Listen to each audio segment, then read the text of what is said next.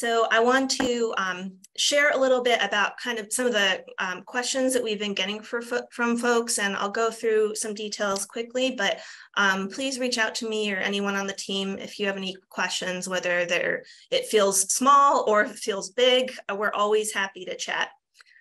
So this is the 10th anniversary of this annual online event. And since 2014, all of us, this whole community has raised $2.6 million for the wonderful organizations in this community. So we're really excited to see how things go this year. And if you've looked at the Give Local website, we have the early giving leaderboard going, and you all have been, so many folks have been fundraising in the early giving period, and it's just fun to see, and we're cheering you on.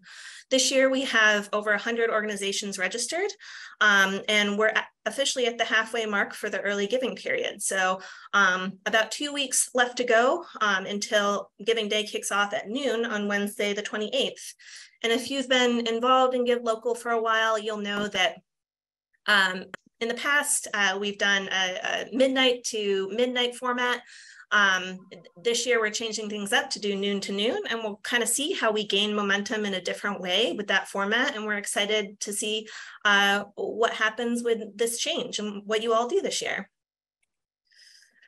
So one of the reasons that folks participate in Give Local is that the Community Foundation and our sponsors give away prizes and grants. And this year we're giving away over $25,000 in addition to a Buzz for Good episode.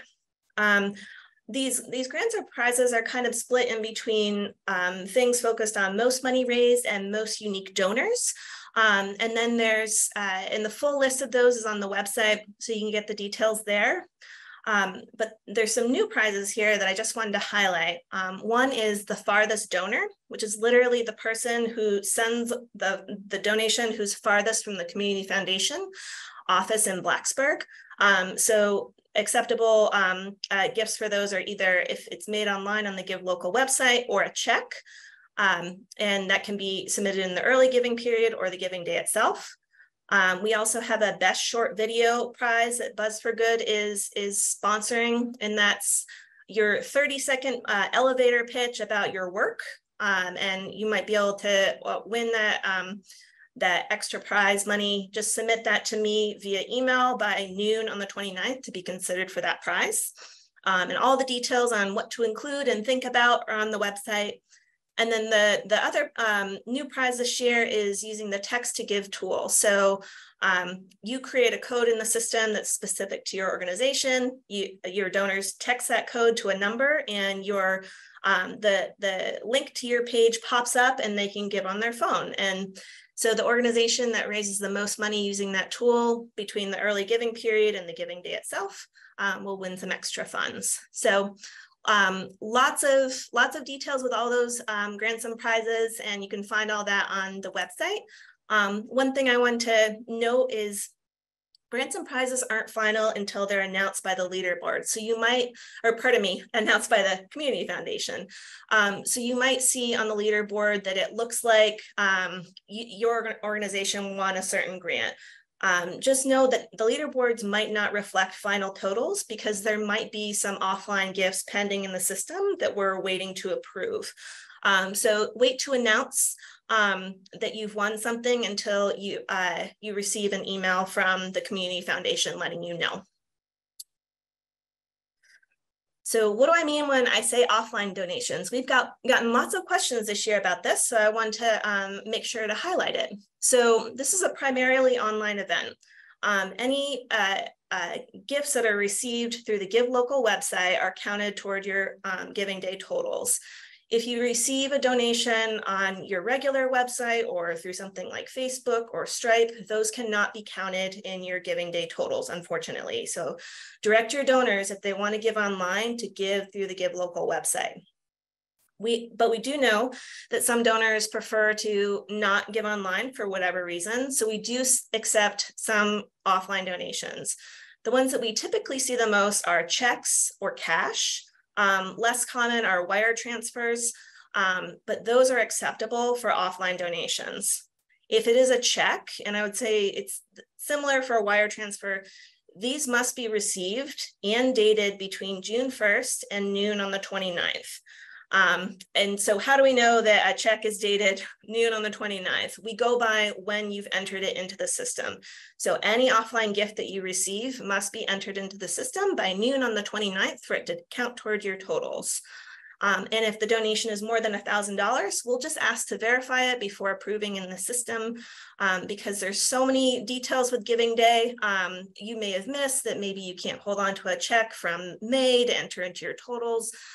So we just like to verify that. And then also, so many of our grants and prizes are really close. So we just want to make sure we have the most accurate information, and we can share that with all of you. So we'll just send you an email asking you to share that information, and then we'll get it approved in the system.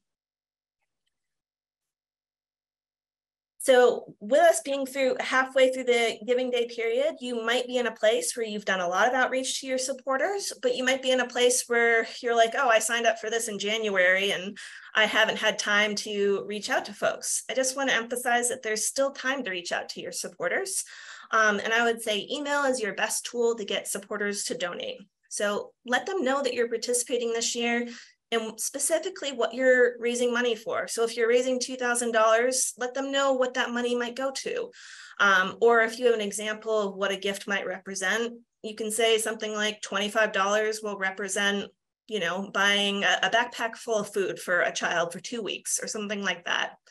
And then send the direct link to your page so people can find you faster and make a gift faster. Keep them updated on your progress. So donors like to know how you're doing with this community event. So if you've maybe hit a milestone of you hit half way to your goal, let them know we're halfway to our goal. Can you, if you haven't given yet, could you make a gift? And share with them if you're going after a certain prize or grant. A lot of folks go after power hours or golden tickets, which are specific period of times where you're raising money. Let your supporters know that and encourage them to give during that time if that's something you're going after. And then when Giving Day is over, let them know how you did and thank them again for contributing. People like to know kind of the final result of something like this. And it's always good stewardship to just keep thanking your donors.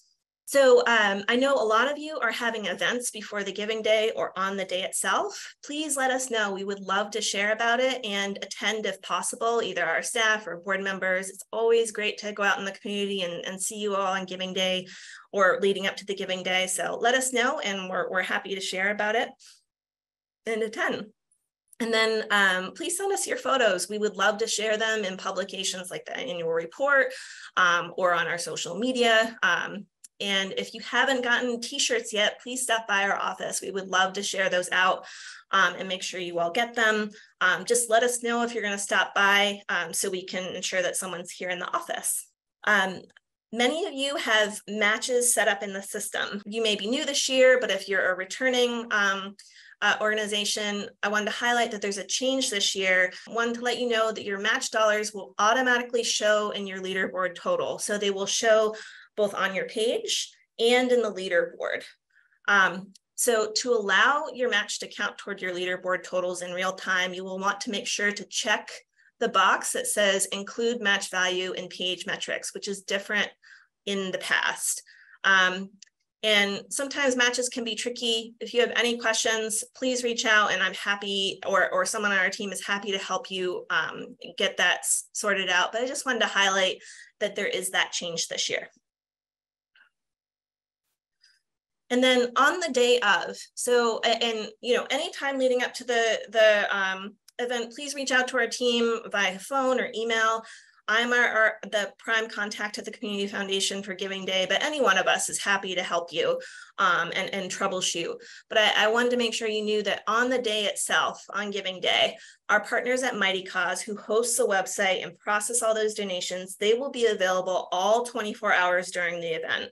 They have someone kind of on call because they know that if there's an issue late at night, it's kind of time is of the essence, right? So they're available. The best way to get a hold of them, I would say, is to send them an email because they might ask you for something like a screenshot of the issue that you're experiencing. And so I would say email them, but there's also the option to call as well. We, of course, will be available that day as well. We might not be available at midnight that night, but so just want to highlight that Mighty Cause will be available at midnight if you're having an issue. And they're super helpful and super fast, so want to make sure to highlight that. Here's all of our contact information. And I sort of can't emphasize enough that we're always happy to chat with all of you about grants or Give Local. And if your question feels big or small, we're really happy to troubleshoot or strategize with you, or troubleshoot that website. So please reach out. Always happy to talk. So I can stop there with my Give Local stuff and just check the chat real quick. Check the chat. Got a question? Yeah. Hey, thanks, Laureen. So Laureen asked, does money collected in peer-to-peer fundraisers count in Power Hours, or does it all have to go through the main page? That's a great question. So Jess, please correct me if I'm wrong, but I believe it's any gift that your organization gets either on your organization page or through a peer-to-peer fundraiser will count towards your Power Hour. Am I getting that right? Yep. Yeah, you're getting that right. And so when you all use the peer-to-peer pages, that all those contributions like feed up into the total, both of unique donors and of money for your organization. So yes, if it comes through your peer-to-peer, that's all going to count just as it would if it went through the organization's page. Yeah. Thanks, Laureen. And that includes the matching grant too, I think. Like if you've got a matching grant, it also. That's correct. Okay. Yes. Thank you. Sure. And if your supporters are using the peer-to-peer fundraisers, we've seen a lot of them this year. It's been great.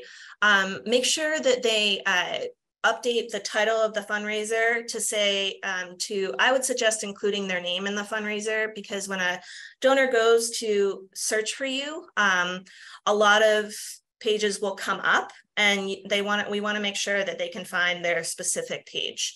If you need any help with that, let me know. The other thing that we get a lot of questions on is what are you talking about when you say the phrase unique donor? And what we mean there, so that's for certain grants and prizes that we're counting unique donors, and it's counting each individual person one time. So say I'm really excited about the YMCA's work and I give to you all 5 times in a Power Hour. Well, I'm only going to count one time as a unique donor during that hour. All of my gifts will count for the money raised, but in terms of counting donors, I'm counting one time instead of 5. So, and that's the same for different grants related to most unique donors. So I know that phrase trips people up, so just wanted to share that. And I can stop sharing my screen and just say, thank you all for joining today. We really appreciate it. You all, please, again, you know where to find us, and we're always happy to talk with you all and hear about the great work that you're doing. And for those of you participating in Give Local, we're rooting you on and just really excited to see what you can do this year.